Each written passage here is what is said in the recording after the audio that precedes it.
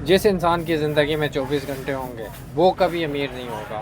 इंसान तब अमीर होगा जब उसकी ज़िंदगी में वो 24 घंटे से ज़्यादा काम कर रहा होगा। फॉर एग्ज़ाम्पल, अगर किसी इंसान के पास एक ट्रक है तो वो अमीर नहीं होगा। जिसके पास 100 ट्रक हैं वो अमीर होगा। अगर किसी की एक मिठाई की दुकान है वो अमीर नहीं होगा। जिसके पास 10-20 मिठाई की दुकान है वो ज़्यादा अमीर होगा। अगर किसी एक के पास चाय की एक दुकान है वो कभी अमीर नहीं होगा। उसके पास अगर 10-20 चाय की दुकानें हैं वो अमीर होगा। इंसान तब अमीर होगा भाई जब आपके लिए लोग आपके लिए काम करें, दूसरे लोग आपके लिए काम करें। आप टाइम बढ़ाएंगे, वक्त बढ़ाएंगे, काम का वक्त बढ़ाएंगे। ये कैसे हो सकता है, कैसे मुमकिन है? देखिए, अगर आपके पास 100 ट्रक हैं तो आप 100 ड्राइवर रखेंगे। 100 ड्राइवर अगर डेली 8 घंटे के हिसाब से काम करें तो 800 घंटे काम करते हैं।